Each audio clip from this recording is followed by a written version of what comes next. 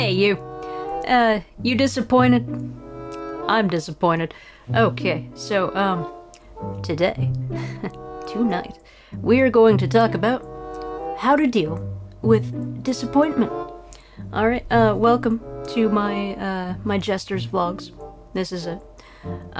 What these are my talk to camera challenge, okay? I just come up with a topic, how to deal with disappointment, or dealing with disappointment, and that's all I think about. That's exactly all I think about. I just have a topic. And now there's noises as I'm filming. Why is it ringing? That's weird. Whatever. Anyway, how to deal with disappointment. So my talk to camera challenge. So if you're new, you know, this is me. I'm jEsTeRJaMiSeN. These are my jEsTeR vlogs. These are my podcasts. And so how this is my talk to camera challenge is that I don't have a script. I don't have any bullet points. I don't have anything. I just have a topic, disappointment. And this is a disappointing video. Right now, I was looking at my to-do list, my schedule. I'm like, well, I could make a disappointing video there. Yeah, okay. So this is it. Alright, so how do we... This is all...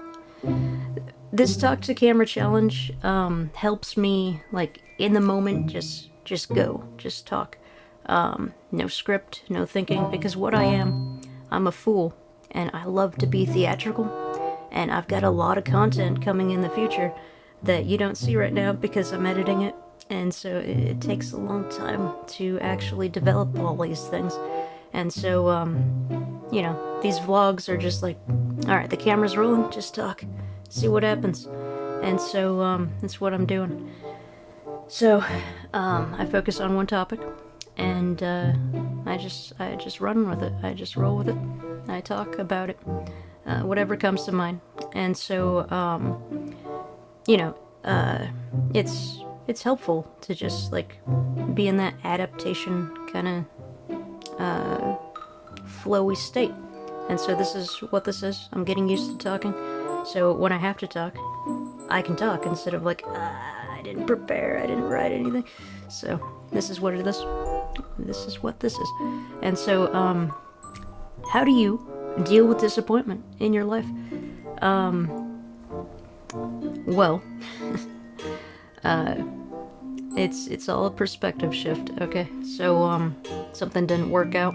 What are you gonna do about that? That option is no longer an option. So you gotta adapt. You gotta think about all your other options, okay? If one thing doesn't go through, you do another thing. So, real world examples. Something on my mind is a man who wasn't a man. So, I'm gonna use men relationships as my first example. So when men lead you on, or just relationships in general, when men lead you on, okay, they flirt with you, they create this memory, okay, that you remember forever, and so they don't follow through with that, okay? They lead you on, and then they never follow through. They make you wait, and they say soon. Oh, well, it didn't work out soon. Soon never comes. And so, these, I was gonna say manipulators, but they don't stick around to actually manipulate anything. So, okay. Like, the inverted masculine, he's not pursuing women. No, he's letting the women come to him, and he's not taking any action at all. You know, you think of him as a sex addict. He watches all the porn, and yet he never touches you. So, it's, you know, disappointing. But, anyway, so, how do you deal with disappointment? Well, with the relationship kind of situation? If you've been led on, or, you know, they're just, you're out of, they show you, they show you who a fantasy, a facade, a facade, a facade, a facade, and so you develop this fantasy about them. You think about all these ideas of where this can go and this and that, and then you see them in reality, and they're just scum.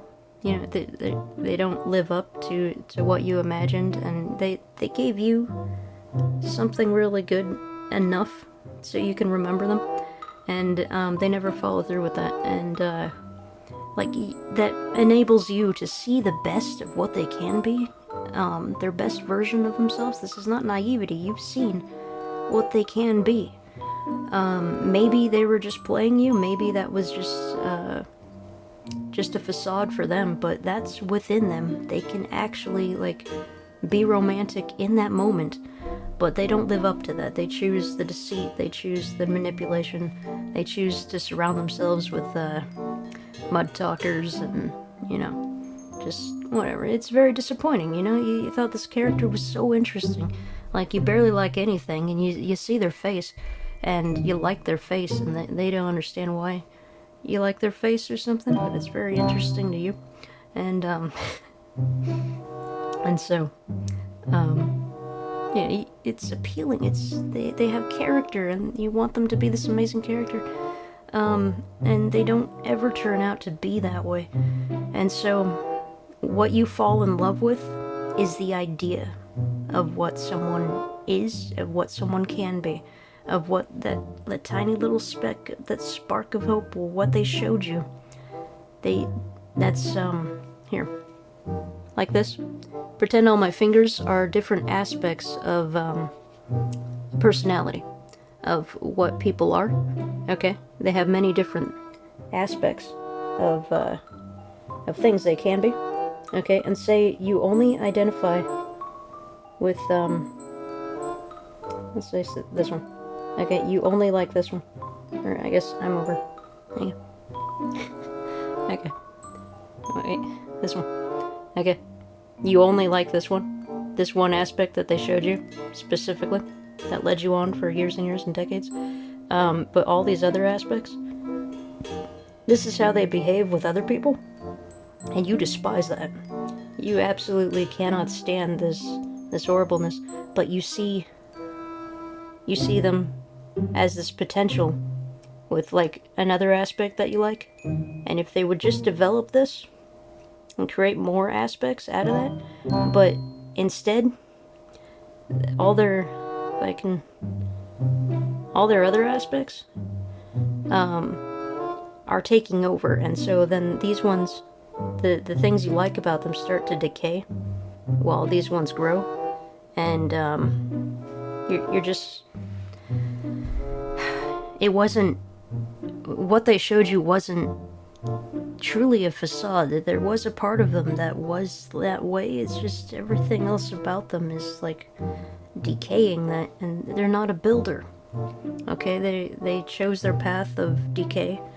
They chose the path of rot instead of transformation, and that's very disappointing. That's very hard to deal with. So how do you cope with that?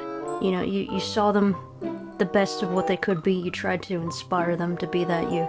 You all the things they did to you, you're like, okay, well, what's gonna inspire them to be that version that I saw them as?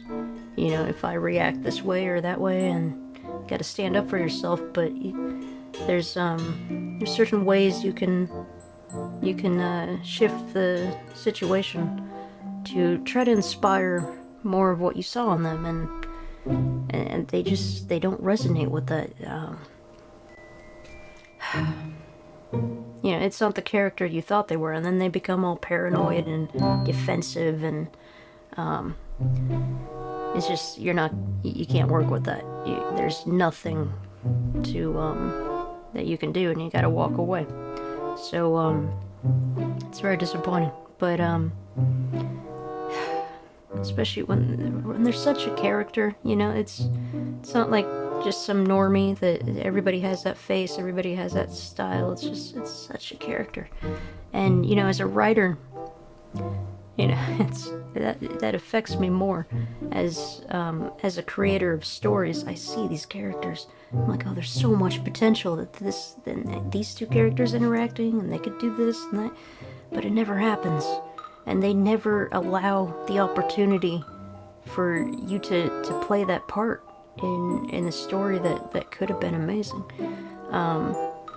You know, you try to be theatrical, you try to be amazing around them, you try to be sassy or whatever, flirty, and they don't give you the opportunity. They just, like, they make everything dry and unappealing, and so they don't allow the space, they don't allow the time for people to fully express themselves, take that time to be flirty and stuff. If you're sitting down at a table, you want that casual conversation of, okay, we're gonna start here, and then we're gonna go over here, and then over there, and it's like a dance with your words, with your body language and everything, and they don't allow it for that. They just, like, completely shut you down. Then they show up, they're like, okay, I got 5 minutes, what do you want? Like, it's not... It's so disappointing, and so, yeah, they could have had this amazing adventure, and they're just not that. So how do you deal with that? This is you fall in love with the idea of what they could be, with the fantasy of what they projected onto you as a lore tactic, as a manipulation facade, but so how do you deal with that? Well, as a writer, you know, I'm always making these stories, I'm always searching for characters to write about, and in my mind I have that fantasy, I have that appealing character in my head, and so what I'm actually mourning is not the loss of this, like, scum rock creature that never lived up to what they were supposed to be. I'm mourning what I saw in my head, what I envisioned of what this character could be. And as a writer, is like so expansive, future focused, and everything. It's just like you're decaying your soul, and it's bothering me because you could be so much more. And so when you fall in love with the idea of someone, you're not. When you have to break ties, when you have to cut them off because they're not living up to anything, you're not mourning them. You saw them in reality. You saw they like the mud words, they like this gross stuff, and it's just it's not what you wanted from them. They don't present that directly to you because you're resonating at a different frequency, and when people meet, they kind of match up, and so that where is it? That one little thing, because you're over here and you have all these things, and so they only resonate with this little connection. Okay, everything else is like rot and scum and mud, and then this little connection reaches out to connect here with you, and you would think they would connect with all of these, and you could inspire another connection, and yet they're just so, this one, they're just so, like, dedicated to the scum, to the rot, and so it's more of a pull, and then so they don't give you any time at all to express yourself. So the little tiny connections that you're making, they give you just a tiny little part, and it's like, okay, I got like 2 minutes, what do you want? And you have like all this amazingness that over time you wanted to share with them, but this little thing has already decayed, and now they get paranoid, and so they just like shut down, and then they embrace everything else. So it's frustrating. It's really frustrating. And so when they give you example after example of how they are, like, so they interact with you kind of okay, like they flirt with you, they lead you on, they're like, hey, we should do more of this, you know, next time we'll do next time we'll do foreplay, and they never do that. And so they flirt with you, they lead you on, and then they completely turn around and they're like, oh, I know, I have people in my life, I have poly relationships, I have girlfriends. And you're like, you were flirting with me. Like, why'd you flirt with me? Why'd you lead me on if this whole thing is just not what you're gonna do? So, yeah, a lot of bad guys do this to women, how they lead them on, and, they present a facade, and, then the girls have the fantasy, they have the ideal character for this character, and they never live up to it because it's just like, I don't know what they're thinking, but the point is, whatever twisted, rot mind that they have, they showed you a version, and that inspired you as a character, and so you wanted to interact with that character. You can't, because they're not truly that character. They, like that resonation thing, they're gonna show you what resonates with you at that moment, and that is kind of a manipulation chameleon kind of tactic that these abusers have to change themselves to suit the current environment so they can manipulate more. And so, for example, I don't use mud language, I'm a clean speaker, and so if they know that, then they're going to be clean in my presence, but then that's not who they are, so they're only gonna give like 2 minutes, okay, maybe 2 minutes. That's all they can take of cleanliness, and so they gotta go back to the rot and the scum that they truly are, and socialize with the other mud speakers. And so they give all their time to all these mud speakers and all these gross people, and you're like, why? Why, when I'm offering you such amazing wonderfulness, adventure, and like the sparks of life, and you just see them comfortable in this like rot. It's, my point is, it's disappointing, and you don't really like who they are when you see them in reality interacting with these other characters of also scum and rot, and you're like, you're not the ideal version of what you showed me, that spark that inspired everything. And so what do you do with that? You're not mourning them, you're disgusted by their behavior, you don't like what they're doing. Every single little thing they do is insulting and offensive, and you're just like, why are you like that? And it's completely contrasted with the flirtatious romantic thing that they barely did in 2 minutes of your whole 20 years of knowing them. So anyway, what do you do with that? How do you deal with it? You are mourning the loss of the character, the ideal that they're never going to live up to. So you got to cut ties with them. And so, as a writer, there's something you can do with that energy, with that idea. You can create that character yourself for your own stories, and make a story where these characters are interacting with like how all you fantasized about interacting. Like this abuser, for example. I wanted him to have a redemption arc. I wanted him to be romantic and amazing, but he wasn't in reality. He preferred his scum.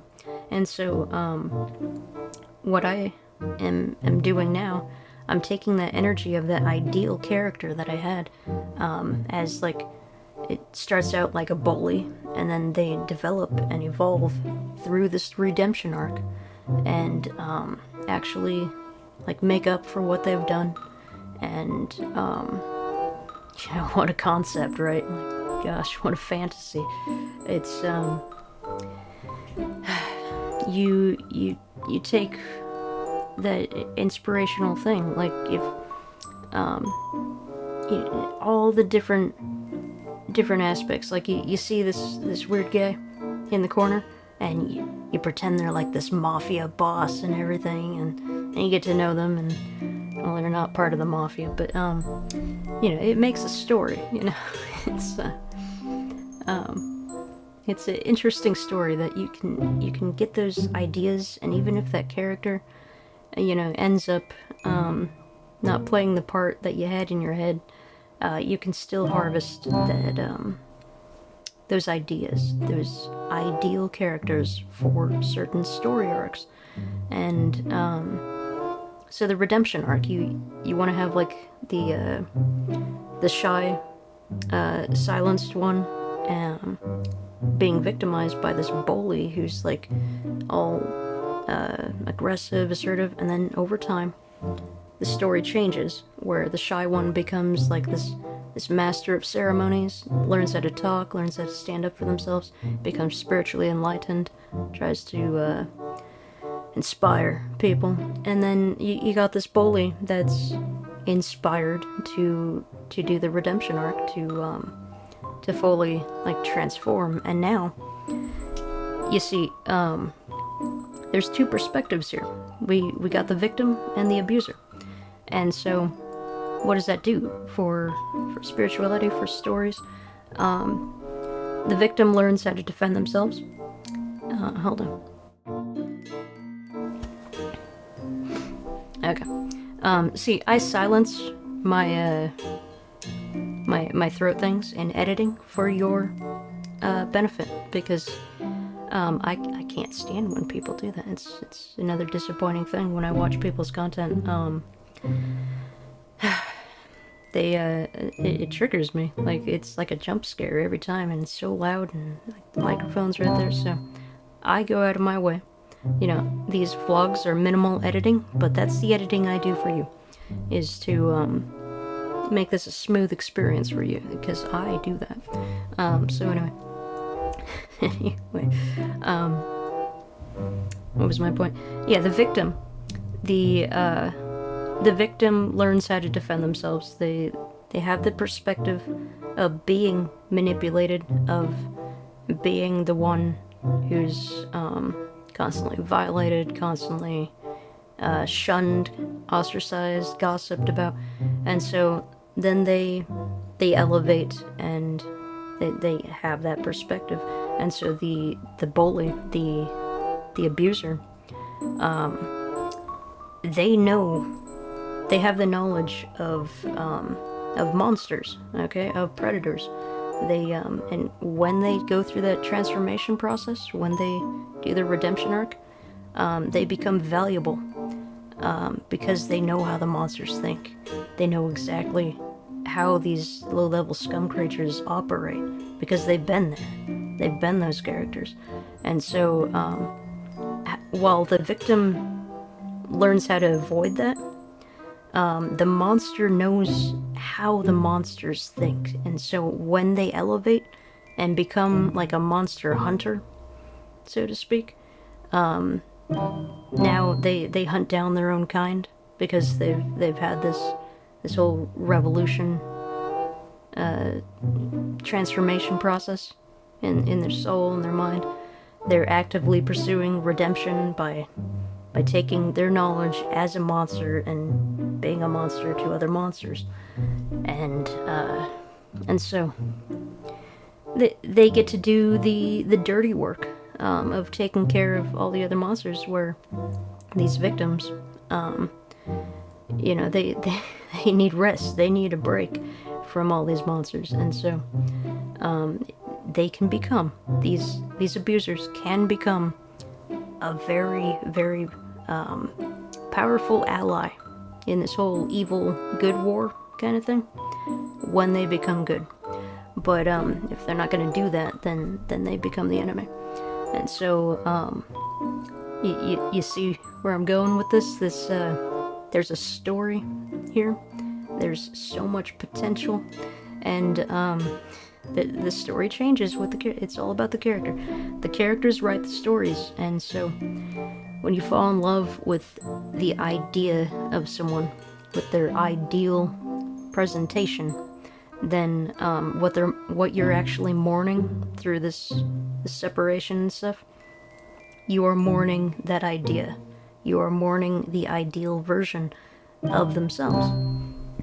And so, them in reality, they're terrible characters in reality.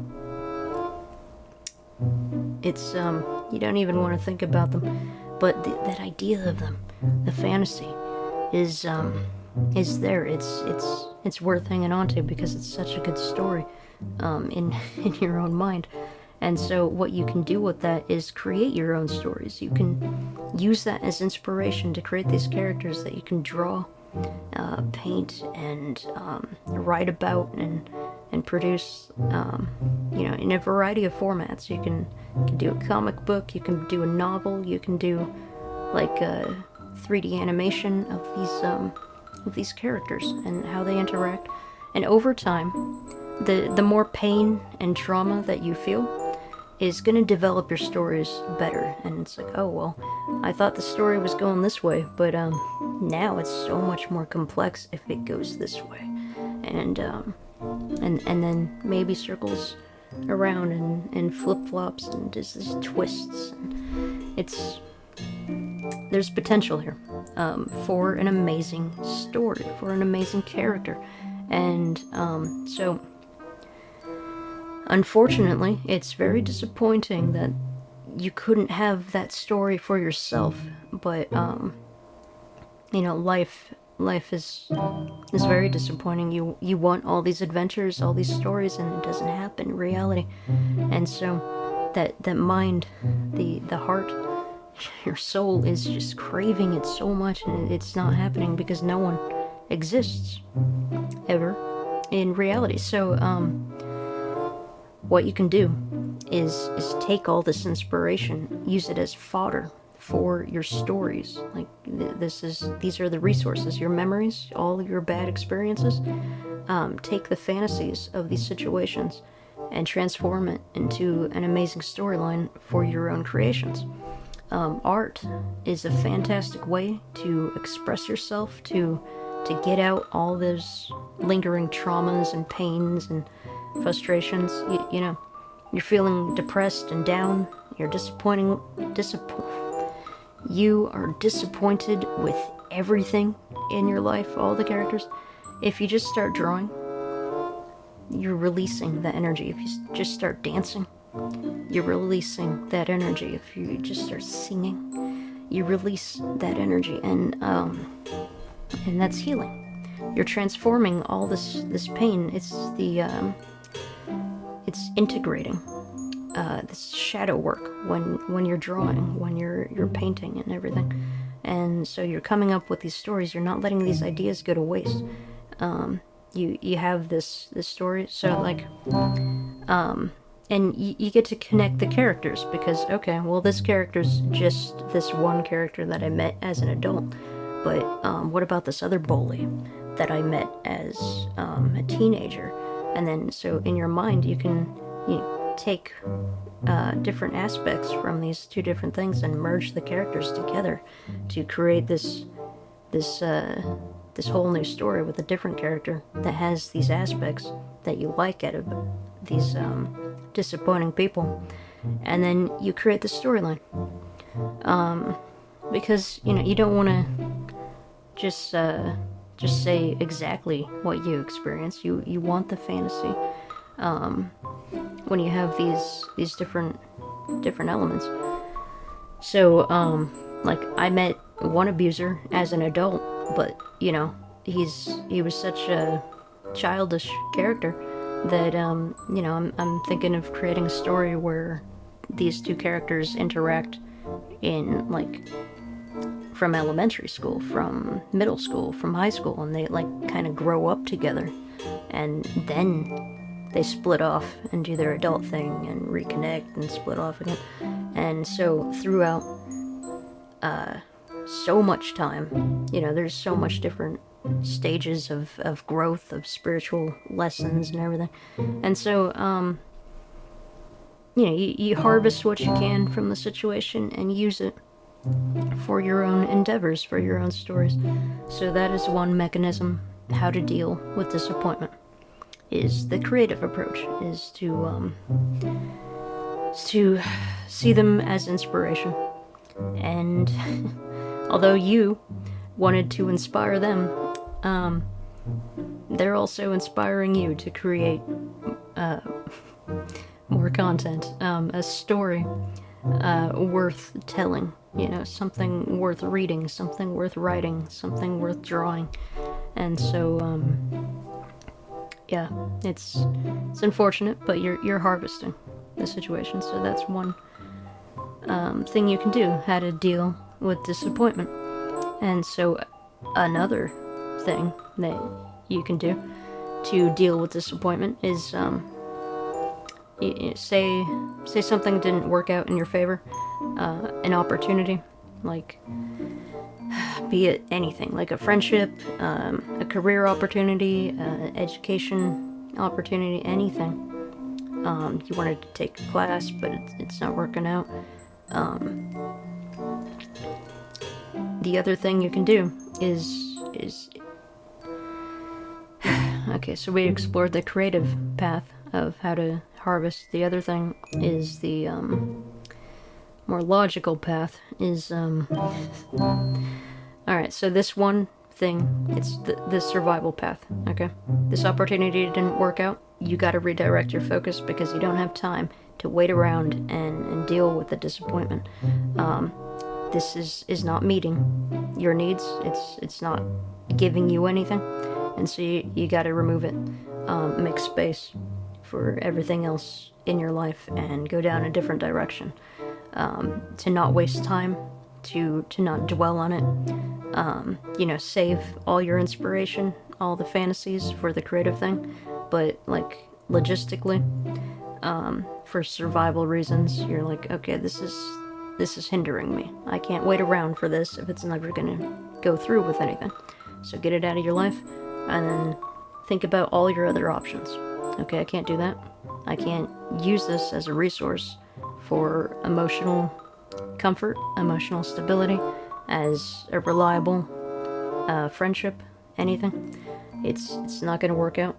So, look at all your other options. Okay, that didn't work out, so I can do this, and that, and then focus on that.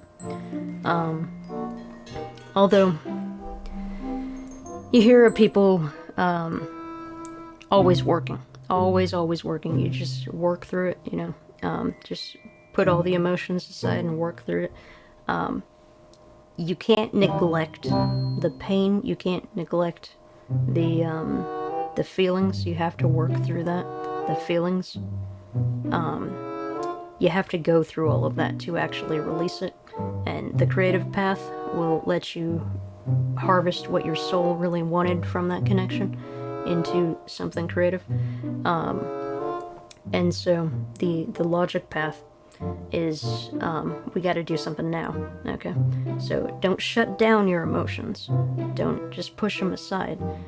Sometimes you got to save things for later, so when you're alone you can fully process that.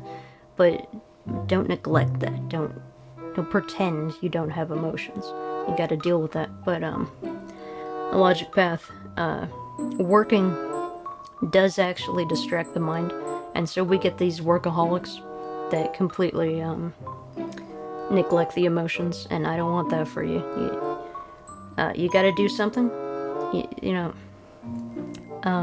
It's when you're focusing on the emotions, then you don't do anything because you're processing, and so you just do a little bit, just one or two things until you get this momentum going, and then you're like, okay, well, disappointing circumstance, I can harvest this for later, and what I'm doing now is working on the things I gotta get done for my own life, because this is not gonna work out for me.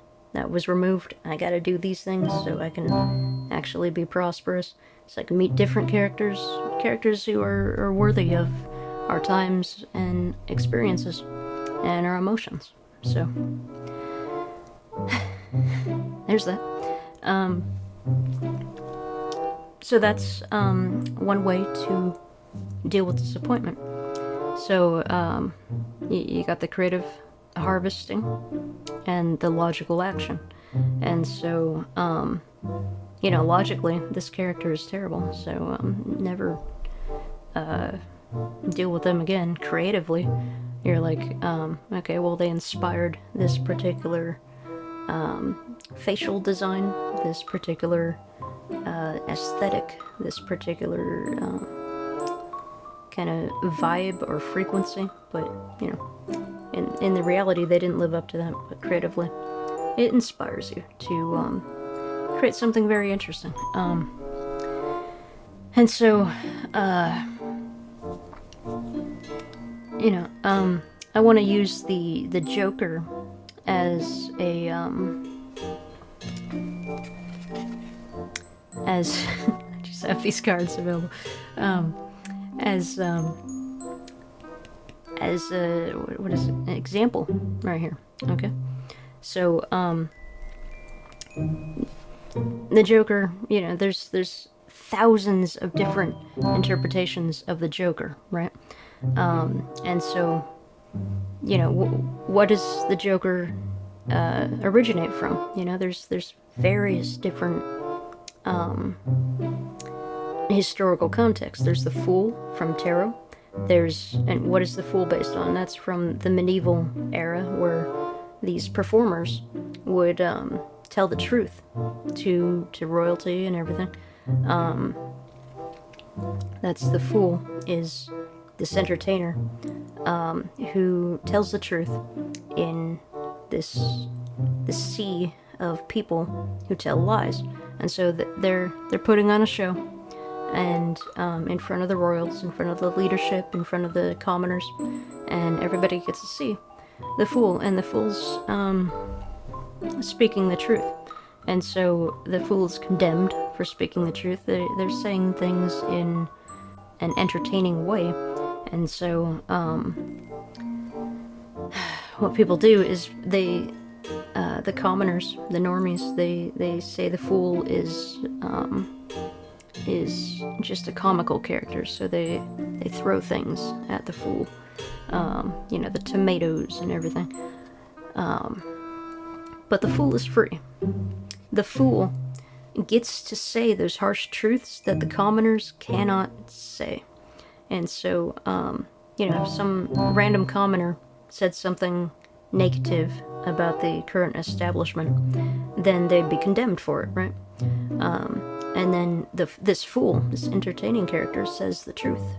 And then the establishment, it makes the establishment laugh, because it's presented in a different way. There's this whole, like, behind the scenes and in the spotlight kind of thing going on. But so my point is, the medieval jester is what inspired me to, like, tell the truth and to be entertaining, to be okay with being devalued and disrespected, because I was on my path. I knew what I was doing. And the Fool and the tarot, the whole enlightenment thing. So, you know, people called me naive, and that broke my heart, because I saw so much romance in them, and then they turn around and call me naive. And so my point, it's very disappointing. And so that further rejected and ostracized and outcast me. So I naturally became the Fool. And the whole military thing, about, like, following orders, follow in line, obey, obey, obey. And then I go to the military, and I see they're not worth following. They're not worth obeying. And so I disobey. I rebel. And so the thing is,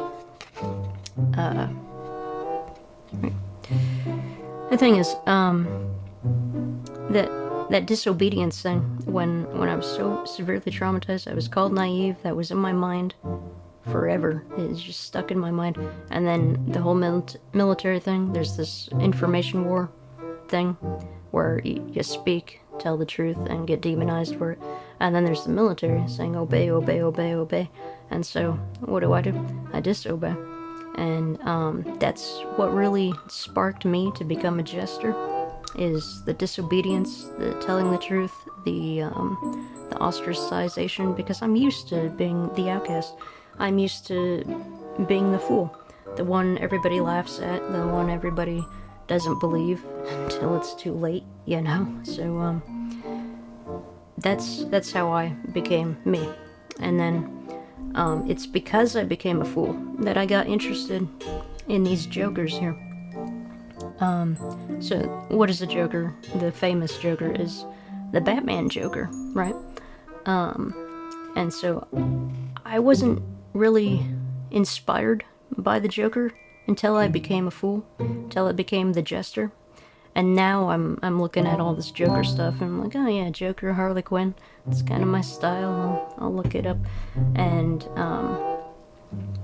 now the cartoons are better. There's fantastic animated movies out there that or series that are much different from the previous cartoons, and now they're like all gritty and amazing and so detailed. And they got that dark backstory of everything. And the cool thing about the comic books and the animated series and everything is the villains and the heroes, they interact. They talk about things. Because all the normies, they don't understand, but it's the hero and the villain that really have that bond, and that makes a good story. Of course, you know, in reality, you don't get that, so you have to take what you can to harvest the situation of your own life and create the story worth telling. And so this Joker card, you know, playing cards, they inspired tarot cards. And so, you know, we've always had the standard set of organized cards, and then this is the wild card, right? This is what no one expects. And so when the wild card shows up, it can be anything. It can be all the things. And so just like the Fool and Tarot card, it can take the form of all the things. And so bringing it back to the Joker from the Batman series, they take this character, and there's so many different versions of what the Joker is. And there's basically two paths. There's the path of the rebel, the path of the leader, the inspirational vocalist who tells the truth, who disobeys to rebel against traditions that don't work. It's the wild card energy that transforms and enlightens and inspires. And then there's this other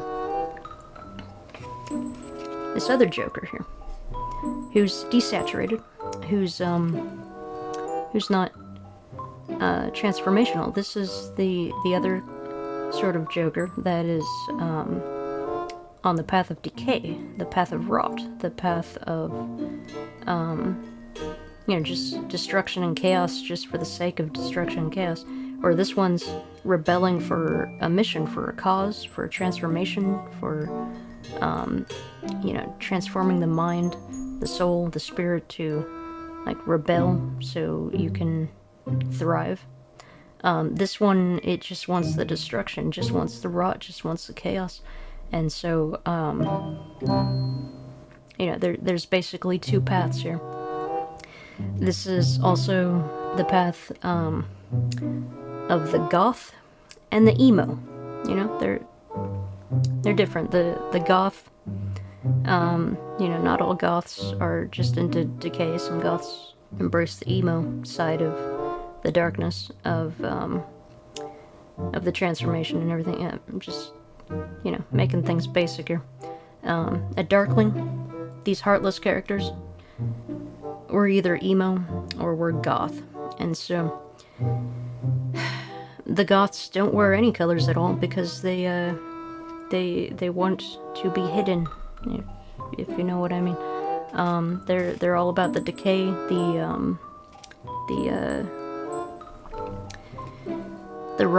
they're smokers. They're the ones who are constantly just rebelling to be mean and grumpy and gross, and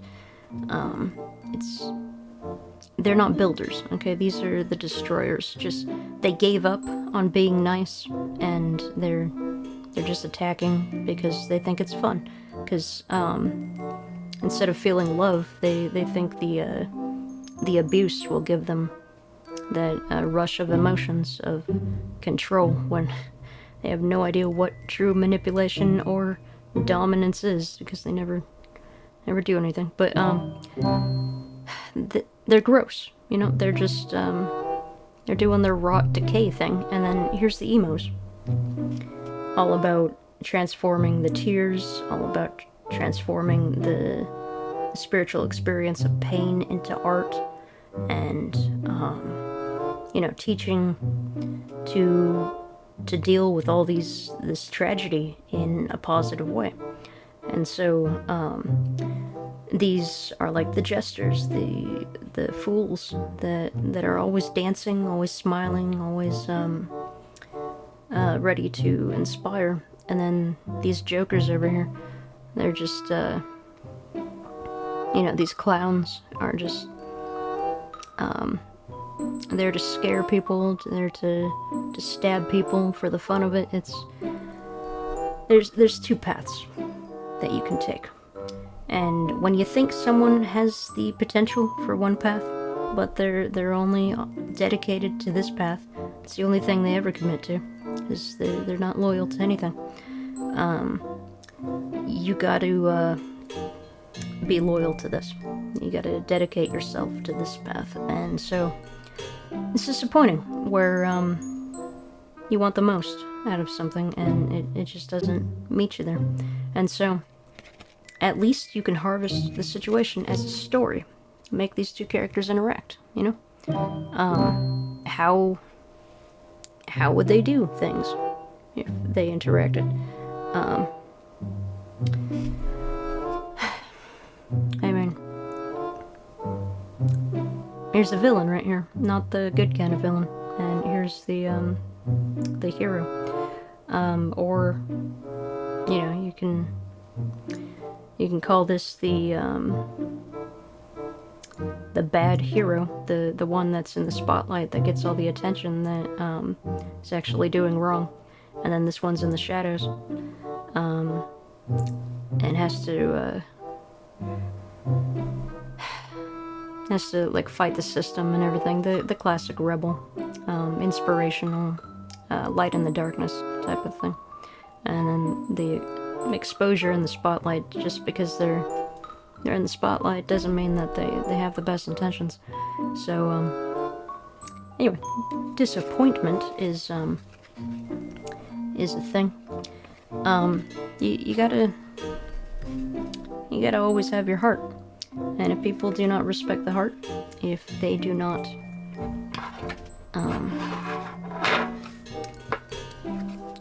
meet you with your heart, then they're not a character in your lives. And so yes, you know, it's very disappointing. But at least this is all the knowledge you gained from your situation, and the joke's on them. Okay. Ah, gosh. The joke's on them. But, so anyway. I'm a fool. I just keep talking about foolish things. This whole video is about disappointment. And so, let's do some more examples of disappointment. So, okay, so you want an education, right? You're trying to get your degree for to have the money and everything. And so veterinarian school. You go to veterinarian school and you work so hard, and you go to your little trial thing of a veterinarian assistantness in a real facility, in a real clinic, and they make you work, but you don't get paid because it's for your education, right? So And so you're thinking, like, you're gonna be one of those, like, AAA students or whatever, the bonus student of exemplariness. And because maybe you never had that in your life, and here's your opportunity. Or maybe you had a perfect record, and you value all these test scores because you're so logical. And so you take this exam, and the guy that you've been working with in the veterinarian facility, who is supposed to evaluate you, you're getting along with, and he's showing you things, but then when it comes time to grading you, to actually doing the exam, this nice character that you've been interacting with, that you've been learning from, he grades you down. Okay, you thought, you mastered everything, you thought you had all the knowledge, and he specifically grades you down. And then you realize, like, he could have had the opportunity. You were there to learn. He was your teacher, and he was supposed to teach you these specific things, and then he didn't do that, and so he grades you down, dropping your scores, and you don't get that student honors thing. And so that's disappointing. Like, you thought you would be taught in this educational situation. You thought your teacher would have provided the knowledge you needed to actually teach you, and then to grade you what he taught you, but he didn't do that. So he was so friendly, but then he was harsh with the background kind of manipulation things. So it's disappointing where you have a standard, you have an ideal for your progress, for your professional life, for all these numbers. You always want 110% or something, and this guy gives you a 70 or something, and you thought you were like going for 120, and you were expecting like 115 or something, but no, he gives you like a 75, just as an example. And that destroys your whole path of professionalism when you're so dedicated to those numbers, right? You always want to be at 100, but then the people in your life that is responsible for making that 100 a possibility, they specifically fail you, and for whatever psychological reason, they drop you down further. I don't know, but the thing is, there's these people, these logical people, that get really dedicated to getting that 100, that perfect score, always the A student. And so I'm here to tell you, to not latch on to those A's, to not latch on to the 100%, because the intelligence you gain from books, even if you're like the best student, if you're like better than all the students in all these different realms that you're branching out, this happens a lot. The teachers will see these students who have this expansion of knowledge, and they'll downgrade them because they went farther than what was like required. And instead of getting bonus points, they're like, no, we just wanted this. You're doing too much. You're being intelligent, So the thing is, school test scores are nothing. They absolutely mean nothing. It's all an illusion. It's all a facade. There's so much pressure for you to get your A's, for you to get the perfect scores. But then, like, life doesn't, I hate saying this, but life doesn't care about that. Life will never want those perfect scores from you. They want life experience. Okay, and all these book smarts. Now, it's structured in a way where these, they say they want the perfect scores, they want this and that, but then you show up with all your perfect scores, and you still don't get the job. So, it's really charisma, it's life experience, it's adaptation, it's assertiveness. Like, if you really want something, you go for it again and again, not just like, here's my perfect scores, accept me. Getting the A's, getting the 100%s, they don't matter. And when you think about life, the different kinds of education we get, you know, the street smarts, the book smarts, you know, we need a balance of these things. And so we have different roles to play in life. We, like a mechanic, they're gonna naturally want to do all these mechanized things, okay?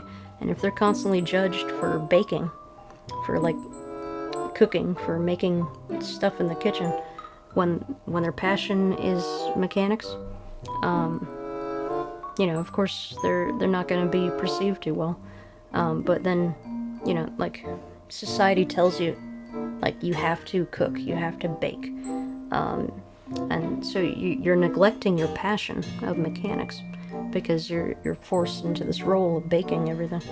And when you really want to put together machines and do the soldering and everything, and so you neglect your passion, and so you feel unfulfilled. It's a disappointing life experience. You gotta have that rebellion. Whatever's trying to control you over here, you rebel against that.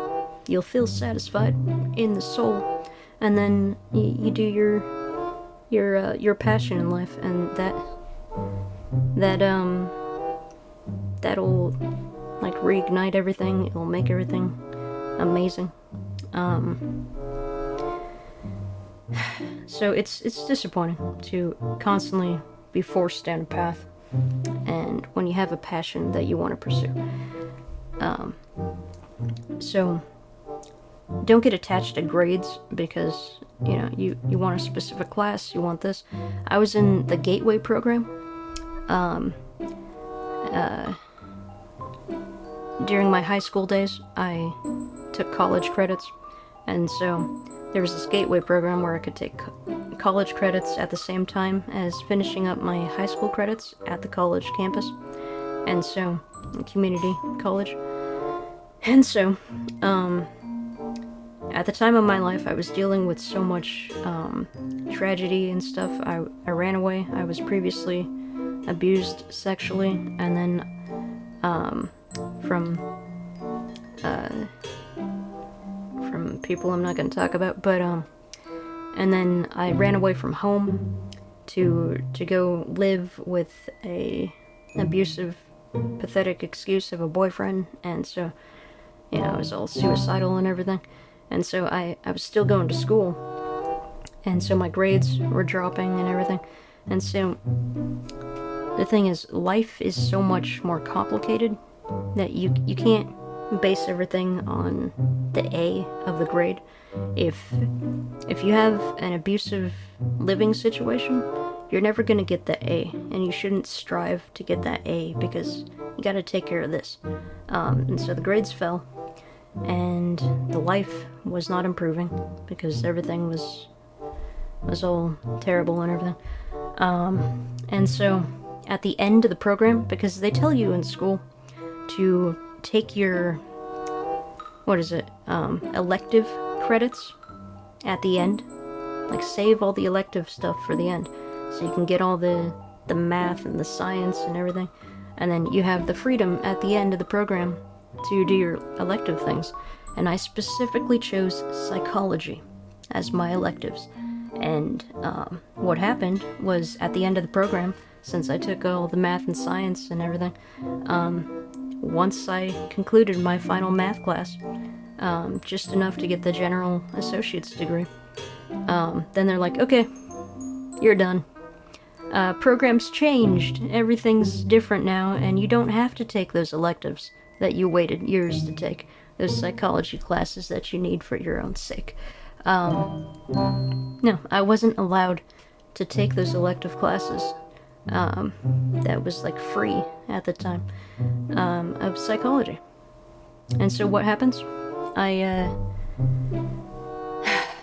I have to go live back with the abusive parents, and so I go on my bicycle to the local dance club, and I meet psychological manipulators. I meet all these abusive people who torment me, and I didn't get the psychology classes in the book setting, but I got a bunch of psychology lessons just being abused by parents all my life, having all these different abusers and bullies in actual life, you know, doing things all the time. And so I got those lessons that way. And so it's like street smarts in psychology rather than the book smarts of psychology, which is good because there's this whole adaptation thing. With the book is limited, you know, it lacks the real world experience. And so the book's like, oh, they said that word, they said taking care of it, that means everything. And so, as this abuser told me once, it's ridiculous. They would brag about how they took a psychology class, and it was amazing, and then they would condemn you for psychology when they're trying to manipulate you. But anyway, you got the real world experience, and so, you know, life didn't give you the free psychology classes in a safe environment for you to learn, and that's disappointing, right? But you got this real world experience that is so much more integrated and unique and very detailed about all these different characters that it's far better than the book environment. And so when something's disappointing or you didn't get that one path of knowledge, you got the other path of knowledge,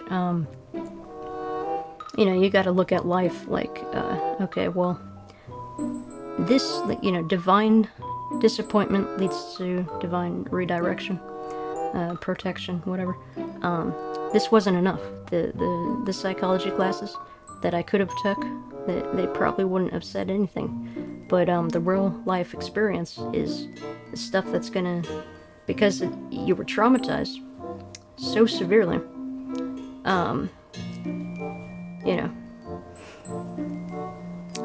traumatized so severely, it sticks in your head. You constantly remember it. You're adapting all your thoughts and everything. It's a real world lesson that you will always have, and so you integrate that better in your lives. You see the manipulators, where in just book education you don't. So how to deal with divine disappointment is think of how this is redirecting you to better things. This didn't work out that particular way, but it directed you to more education, more interactivity. Of course, they never touch you, so it's not that interactive. But anyway, so divine disappointment. Yeah. Okay, so you know, disappointing. It's very disappointing that, like, I'm currently filming myself, and you know, I was tired. Okay, I was tired previously, and so I didn't film when I wanted to film, and so I'm filming now, and now there's interference. There wasn't interference when I was tired, but now there's interference. And the thing is, you can't probably hear most of what's interfering with me right now, because my microphone's right there and it's pointed this way, but I hear it and I'm affected by it, and so I have to, it's very disappointing while performing that I constantly have to have this interference. And you know, as a content creator, you want to do something at a specific time, but then your body just feels tired and drained, and so you have to wait. And so when you can do it is later, when it's not ideal, and or just, you know, the characters in your life just further disrespect your time to make an impact. So how do I deal with that? Well, you know, I gotta focus on the progress I'm making. It's not an ideal situation, okay? Something happens, and it's not ideal. So, you know, I gotta remind myself I'm making progress, I'm doing something. It's not perfect, it's the perfectionist thing again. Like, I want it to be complete silence, I don't want any interruptions, distractions. There's other people that exist, unfortunately. So, you know, I have to deal with that. And so it's disappointing to constantly be reminded that they exist when I'm trying to do my thing right here. So, yeah, it's perfectionism, really. Like, you want specific things to go a certain way, but you gotta focus on you're doing something. You're getting things done. And when you master your situation, true mastery is doing something again and again and again, working through these things. Like technology, anomalies, or failures. You see something that doesn't go right, and then you learn from it, like, oh, well, next time, like this or that. You learn about technology. Like, for example, what another disappointing thing is YouTube. When you're a new content creator, there's a what's it called? There's like a format, like a compression format that when you upload your video in 1080 to YouTube, and you work all your hard time and effort, and as a new content creator, think it's going to be amazing. You look at your exported footage, you research DaVinci Resolve, and you got your best settings for 1080. And then what happens?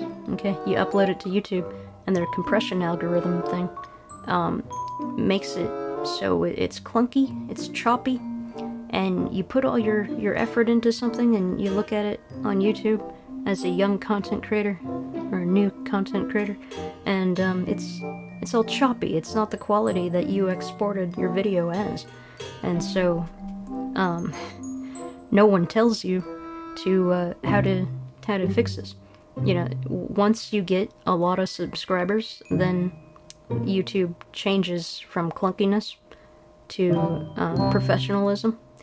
But the thing is, no one's going to get those numbers to be a professional if everything's clunky.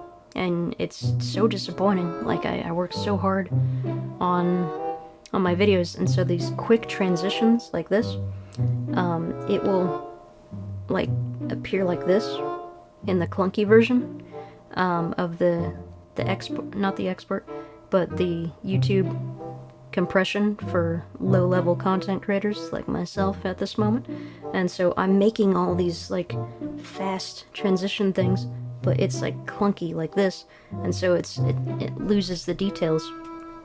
And I noticed that because I looked at my footage again. It was so disappointing. Like why does it do this when I put so much time and effort? It took me days, weeks, and you know, I didn't meet my deadline. That's another disappointment, but I got it done, and then it's all clunky. So the solution to that, no one tells you directly. You have to look this stuff up. You gotta say, why is this clunky?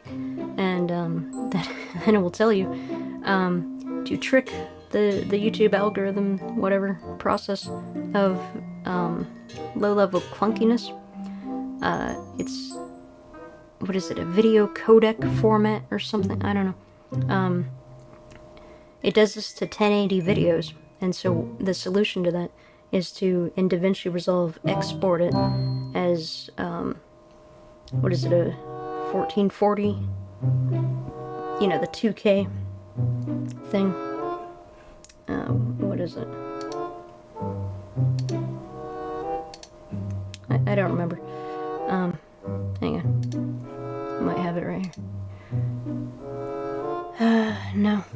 I don't remember. But, it's the next thing up. Instead of the 1080 by 1920, it's the 1440 by whatever else it is. And so when you export that in DaVinci, then it tricks the YouTube to use, like, I think it's called the 709. What is it? yeah, the BT709 color codec thing, which you can view from right-clicking on a video and do stats for nerds, and under the codec color, it will say 709 if it's exported at the 1440, but it will show up as the 1080 because that's what you made it as the 1080. And so it's a trick in DaVinci to keep all your footage at 1080 and then just export it as the 1440. And then by the time you upload it to YouTube, it'll appear as the 1080 with the 709 codec. And so it'll do this, you know, you can see yourself and your amazing transitions instead of having the clunkiness. And I didn't know that as a young content creator. And so, you know, it's very disappointing to see my old footage with the clunkiness when I have all these fast transitions and everything. And I'm glad that I was delayed in my life to not produce my video game content until I learned this. Because that would be so disappointing if I did my masterful video game things that I'm working on in the backgrounds, and I didn't have this knowledge. But the thing is, no one presented this knowledge to me. I had to go searching for it, and so it took that much more time. And so, I had to deal with disappointment. I couldn't produce what I wanted to because of life circumstances. I've had my channel for years and only have 5 subscribers at this time, and I couldn't produce the content I wanted. I was delayed, and there's all these things, and through that time, you know, because I was delayed, now I can now I have some more knowledge, and now I can make better looking videos because of that knowledge. And so now I can pursue the passions that will get the views, like the video game content and stuff. It's just, you know, life holds you back, and you don't know why, and there's like no way out, and then there's this one little bit of information that you discover, and you're like, oh, and then suddenly things open up. It's like a game. It's this torturous, horrible game the universe plays with us to prevent us like this. You could have just, like, the universe could have just gave me this information, and then I'm like, oh, okay, I could have used that a long time ago and did this with it. But the stars didn't align, and so it's very disappointing when life condemns you and holds you back, and you see no other option. But again, you gotta identify what's not working, get it out, and go with things you can do. And yeah, disappointment. If people disappoint you, then you gotta call them out on their behavior. If they do not change, if they don't meet you to your base standard, at least you're expecting, you deserve so much more. But if they don't have the base standard, then you gotta drop them. You can't tolerate that. You can't wait on other people who never follow through, who further try to restrict you and try to, like, bring you down even further when you're, like, in your expansion phase. It's not a phase, it's a result. Okay. That's the emo. That's the new emo saying. You know, it's not a phase. No, it's a result. Okay, I'm like this because things happen. Alright. And it's not a phase. It's a result. So, yeah, disappointment. How to handle disappointment. This is my talk to camera challenge. And, so yeah, just a summary is, don't get attached to perfectionism. Realize that life is supposed to be a challenge, supposed to be difficult, supposed to be disappointing, and that's how we redirect ourselves to gain more knowledge, to actually interact with things, unlike some people. And so, you know, it's part of the process of learning, growing, adapting. If you're so set on a particular thing, then when that doesn't happen, you can't, it will be far more devastating to go through. And so you gotta do the mastermind thing. It's like, well, this is what I want, but if this doesn't work out, I gotta have all these different options. And, you know, okay, this aspect didn't work out, I can replace it with this aspect and this one. And, you know, just like rearrange it, reorder it, restructure it. And things are different. Things change over time, like technology. You know, 10 years ago, you might have bought like a book of CD slots for all your CDs, but now CDs don't exist. So it's like you were planning to have all this amazing organized storage of CDs and DVDs, but now, like, you don't need that because you got your computer right here. And, you know, technology changes, and so some things are disappointing, like a phone. Okay, we got these things right here, which it slips out of your hand, it's clunky and everything, but the thing is, you can see more, right? When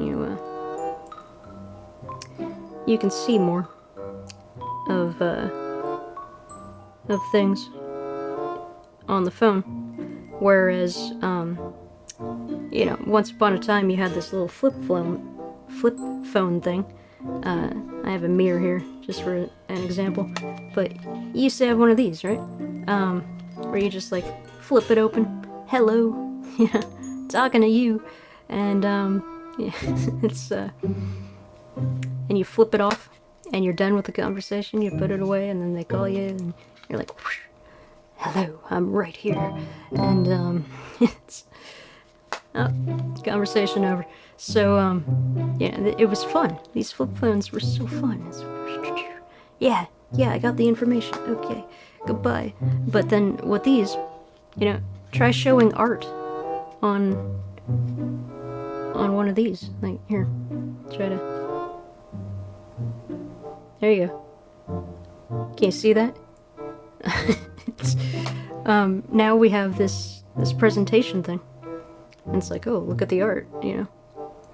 What a coincidence that I have a jEsTer on my phone, and the guy that disappointed me had a Joker on his, and his was desaturated, like I said before.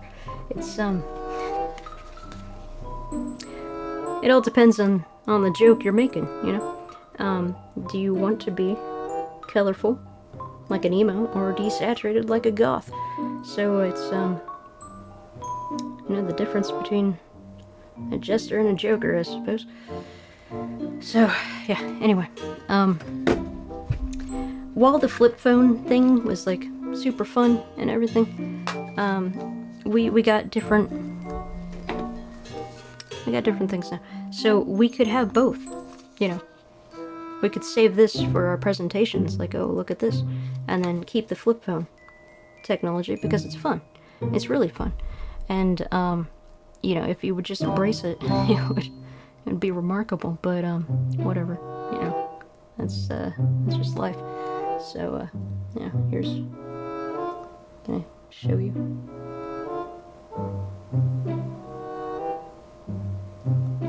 I'm trying to show you. There you are. You look like that. Anyway, be creative, whatever you do. There are bonus points for creativity, okay, cosmically. So, this is the disappointing video that you were never expecting.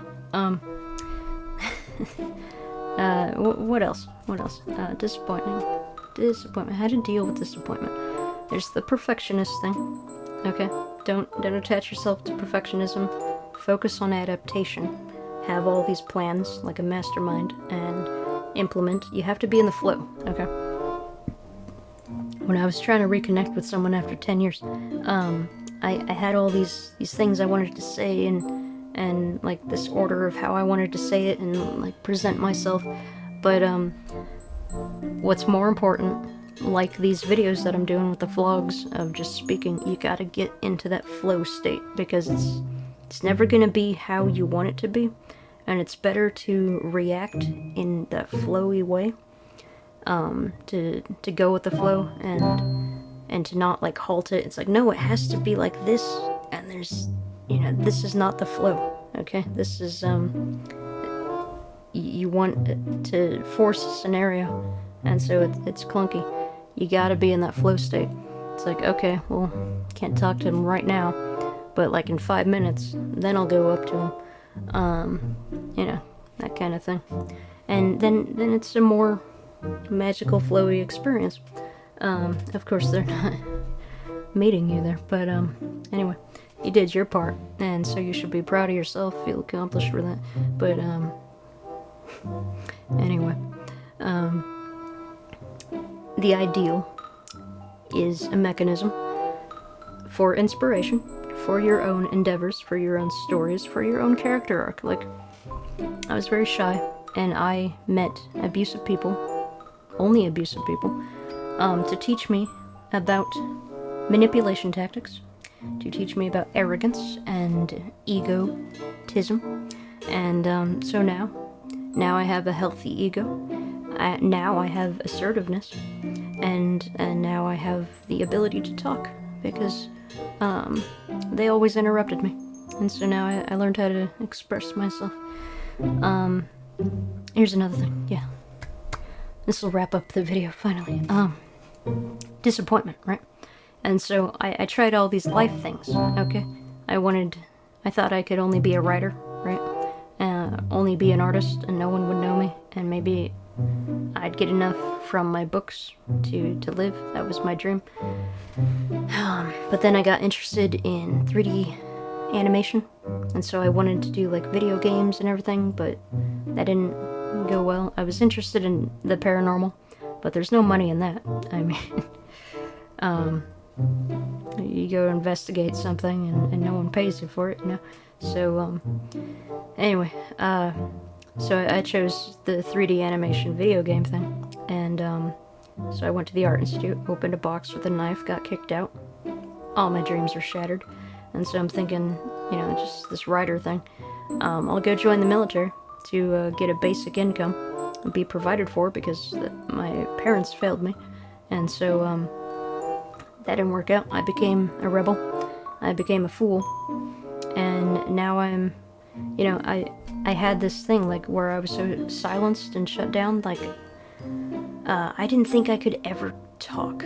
I didn't think I could ever present or be theatrical, but I created these characters in my stories that were theatrical, that were expressive, that did this whole like freedom of information thing, like on like a underground radio broadcast and everything, exposing the truth to the people.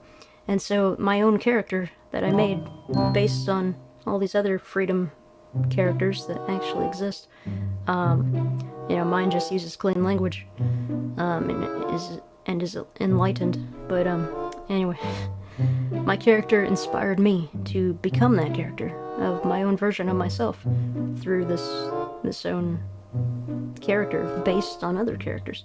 And so these abusers we meet, we're so drawn to them because there's a quality in them that we like, that they're not doing in the right way, but there's that quality that we need for our own souls, that we clench on, we get through our own disappointing experiences with them. We're like, well, you're not doing it in the way I want you to do it, and so I'm gonna do it because you're not. And then you integrate it within your own self, and you become that character that you always wanted to be because you were so drawn to them. And so when we're talking about closures and cycles and stuff, it's kind of fitting, like once you get that thing from them, that one character thing that, like, say you were shy and you didn't speak, and them always telling you to, okay, I got 2 minutes, what do you want? Them always shutting you down and stuff. Well, you speak up for yourself, you use more than 2 minutes and say, that's unfair, that's not what I deserve, especially me, and you talk.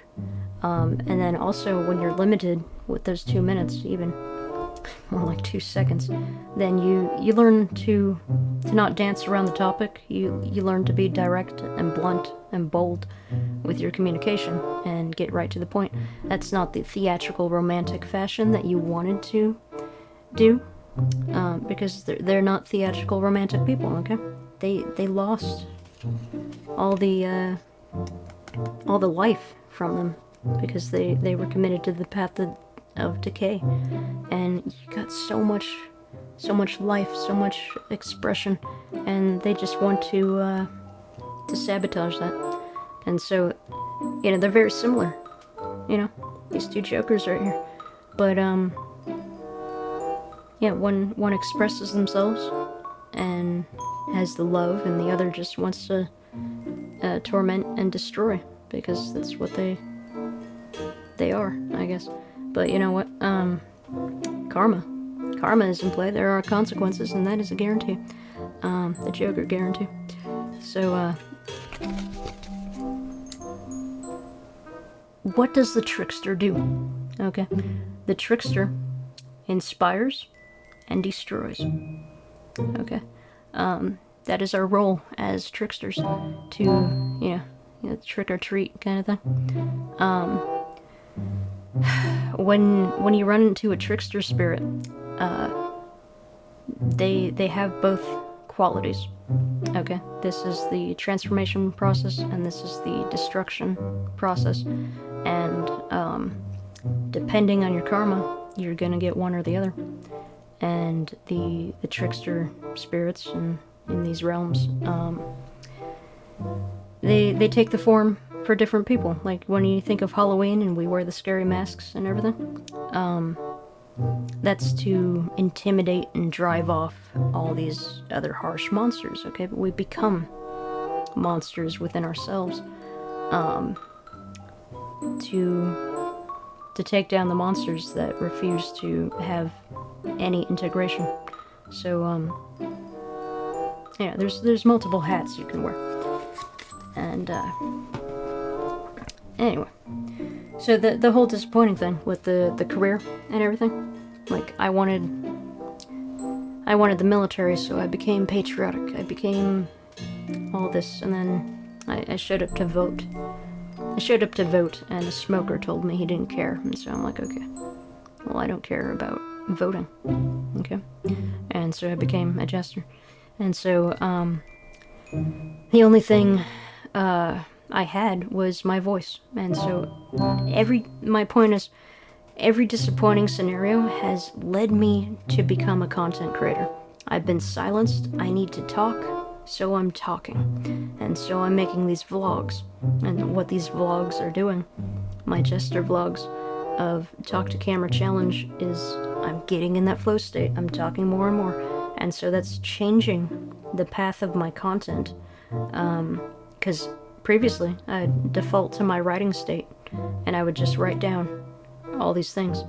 And so later, this is what takes so much time in editing, because I'll play the video game, and then later I'll review it, and then write down what my character can say. And so, now, through these vlogs of this process of talking, getting into that flow state, I'm more like, I'll just put my headphones on, and I'll like record while I'm playing. Okay, I didn't think I would do that because I didn't have, I was silenced all my life, and so this mechanism is changing things. I can be more reactive, I can be more in the flow, and there's these things that when you're in that flow state, when you're doing things in just to do it, to adapt, to just go with it, you do these initial reactions. You capture the initial reactions that you can't manufacture, that you can't make up on your own. Like if something like happens in a video game, and you like do something amazing, and then you express yourself, amazingly in that moment. Like, you could never come up with that. That was your reaction. Like, life happened to you and you reacted and it was amazing. But when you're thinking about it, like, oh, I'll make all this drama and theatrics and everything will be perfect, but then you don't integrate it because then you don't feel it, and then it doesn't match up with the moment.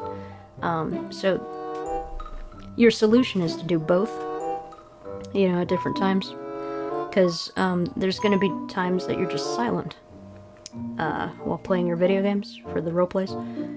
If you're doing that initial reaction thing, so you record your initial reactions to do that dramatic thing, so you don't miss a thing of your amazing reactions.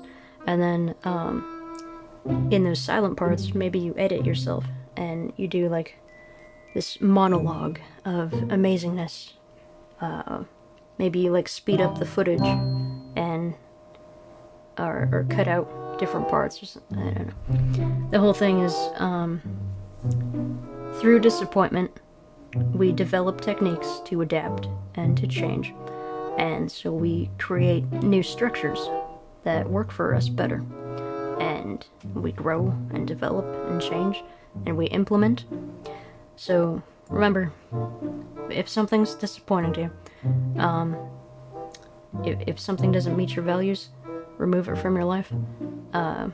When you have a perfect plan, allow yourself to adapt and place things where they need to go.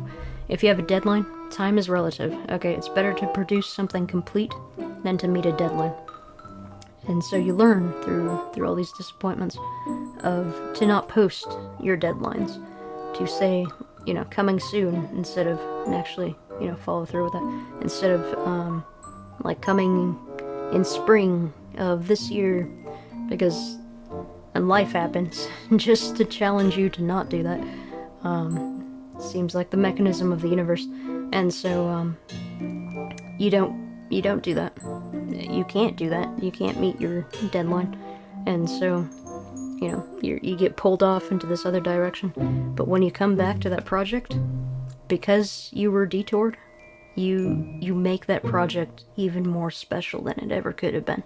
And so, in this linear human experience, it's disappointing, it's devastating, but then, you know, time is relative, and so when you do finally complete that project, it's going to be its best, it's going to be amazing, and you want things at their best.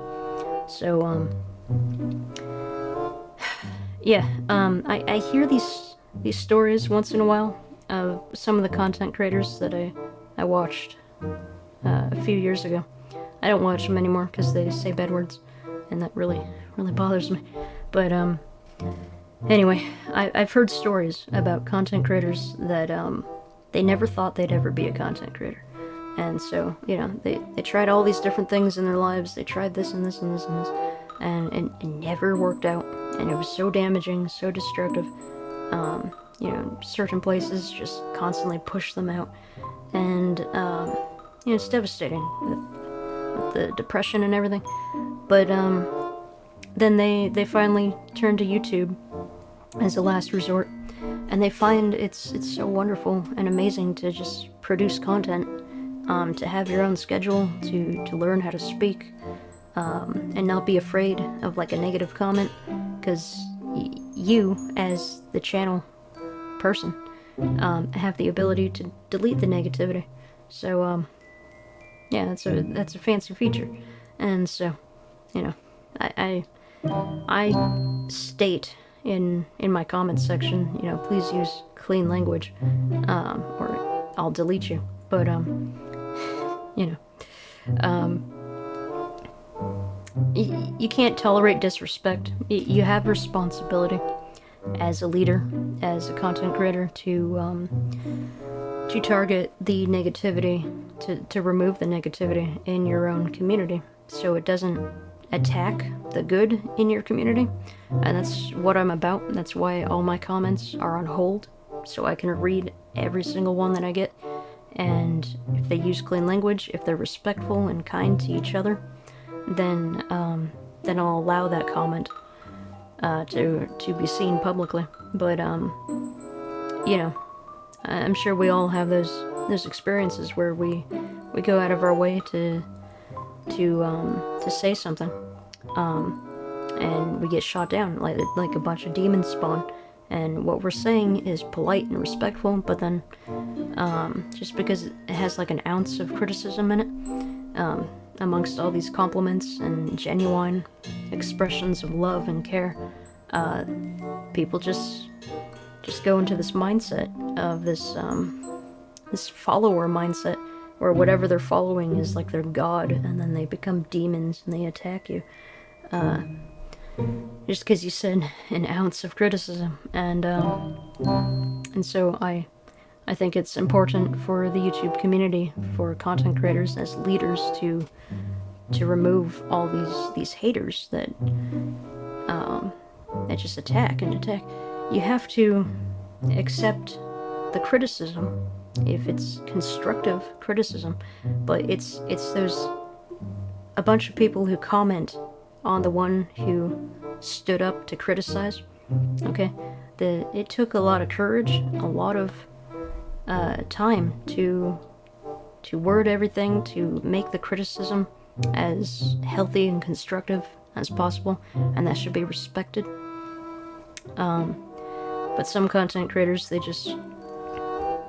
allow the haters to attack the criticizer, and you know, a similar situation happened to me where I was the one doing the ounce of criticizing, and for months afterwards I just get notification after notification of these haters spawning to attack me over absolutely nothing, telling me that I should be silenced, telling me to get off the internet, telling me that I was what was wrong with the earth and everything. It was so horrible, and they mentioned my triggers, my PTSD. They used that against me. They just attacked viciously, and the content creator that allowed this, she loved all of the hateful comments against me, when I just had an ounce of criticism to improve her channel. And yeah, it's disappointing because, you know, I really wanted to watch her content and I was just giving constructive criticism, and then her community, her toxic community, attacked me, and she allowed that. And so that's a really telling sign of their character. Now I hold all my comments on hold, so I can be aware of that, so I can prevent that. And so I want my community, you know, I've been online for a couple years now, but there's not one single comment, but you know, I'm dedicated to reading all the comments, to only allowing a positive community, because that toxic nature, you know, that needs to be removed from society. And it's a lot, okay? And you know, certain communities where you think everybody's friendly, and then you feel comfortable enough to finally say something, and then that community attacks you out of nowhere. You know, that's not allowed on my channel. So I'm taking responsibility in leadership mode to protect that community. And so that's something you have to do as a content creator. That's behind the scenes kind of thing. You know, when you think about being a content creator, when you're all shy and stuff, it's like, oh no, I don't want to deal with that, all the comments, all the haters. But then you step up and realize, like, I can make so much content for the people, for myself. This is a healing process for me. I get to transmute all my pains and traumas. I get to actually speak because I was so silenced. And so one little negative comment, you know, it's like that, they're done. They're deleted. And you got that power as a content creator to do that for yourself, for the community. And so you know, how all these disappointing things kind of prepare you as lessons that you never wanted to learn. That disappointment provides knowledge, okay? there's a benefit to losing, like Megamind said. You constantly adapt, you constantly learn all these alternate ways to do something. Because if you just won all the time, then if you actually met a challenge, you wouldn't be able to face it because you have that perfectionism. You got that block that you're trying to build, but it's the flow state. You gotta be adaptive. So yeah. How to deal with disappointment? Realize that you gotta go through your emotions. You gotta harvest all you can out of the situation. Integrate it into other things. Use it as inspiration for a story or a project, a character. And realize that this horrible, hellish universe causes so much damage and rejects us because there's a better way that we're not aware of, and we gotta learn things to put things into places so we can finally be on the path that was meant for us. Because I got a lot of things to create. I got a lot of stories. I got this comic book, I got the video game roleplays, and I couldn't do that if I was stuck in the military being yelled at or sent off on a mission where I died or something. Now I can be that creator that I always wanted to be, and technology is here. I can do the Skillshare thing to actually get money to support my YouTube thing. So, yeah. Divine disappointment is divine redirection, and eventually, if you go with the flow with things and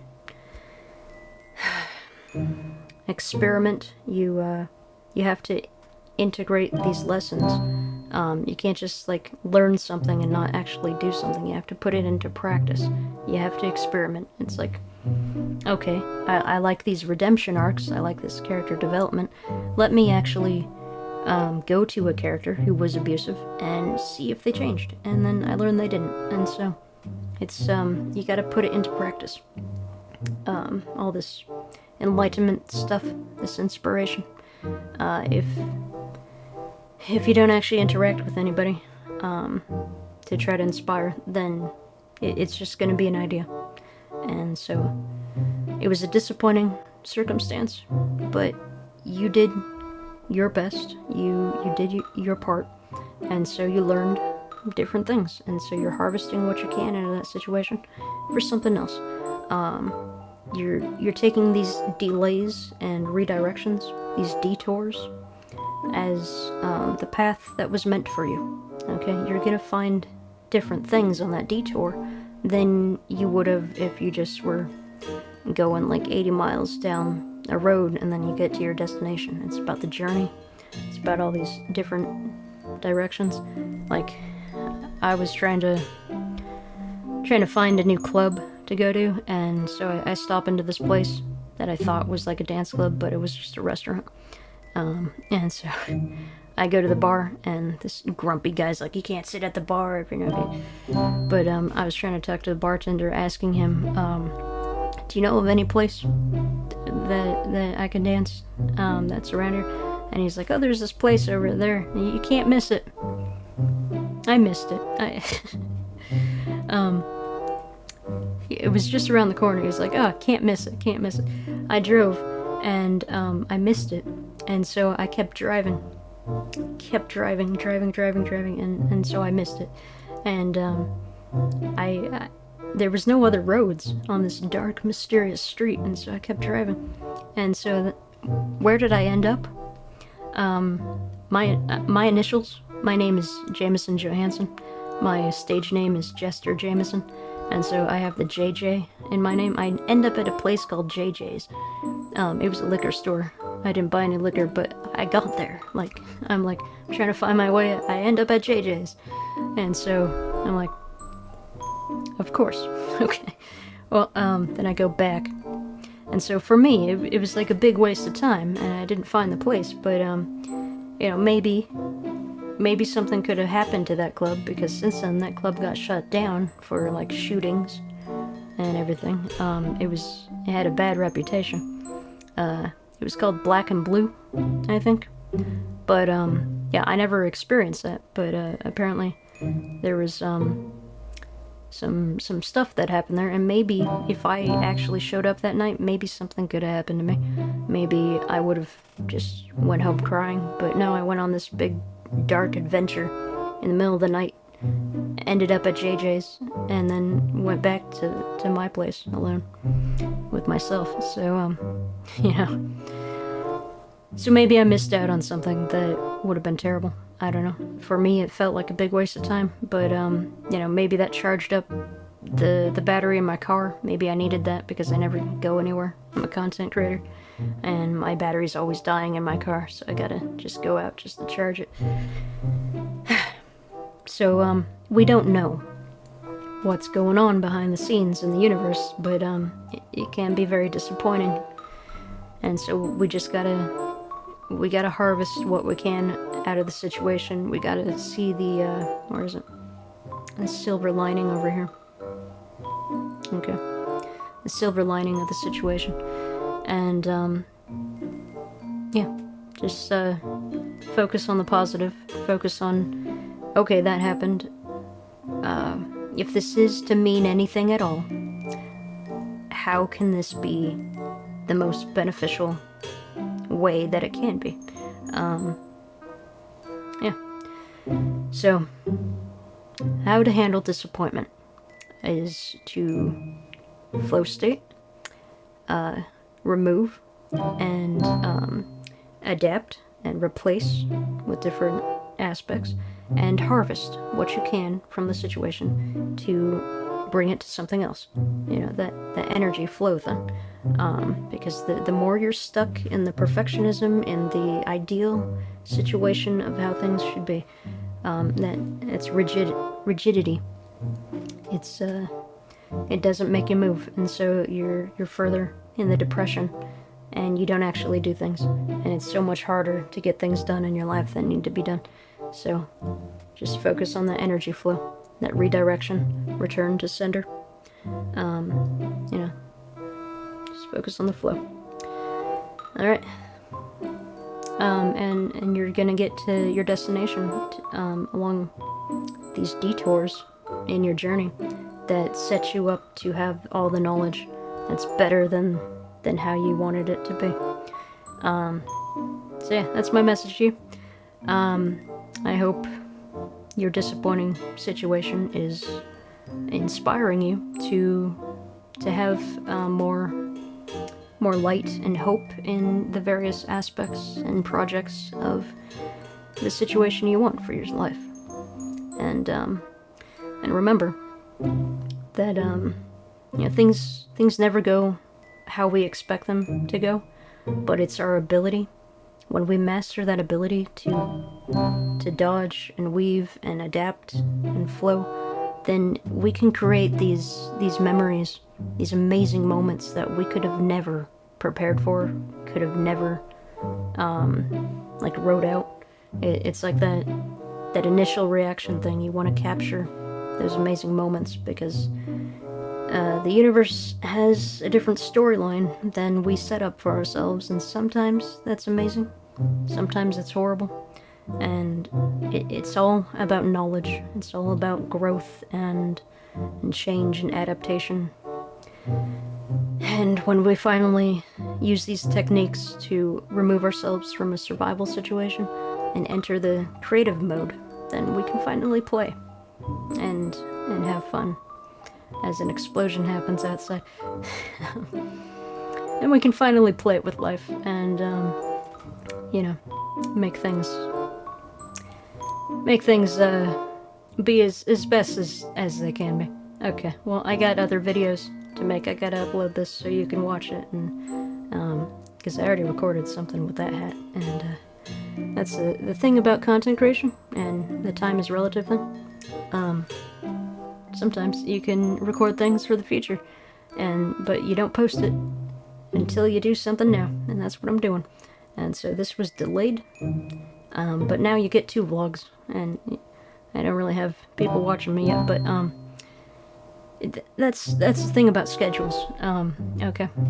Sometimes it's better to just do whatever instead of like do these strict schedule things, because life happens and life doesn't work on schedules, and so you gotta be open, you gotta be adaptive and attend to things that really matter to you, because if you don't tend to them, then they're gonna decay. Okay, so that's my message for you. This was a very disappointing video, and I hope you're more prepared for disappointments in your own life because of it. Okay, see you later.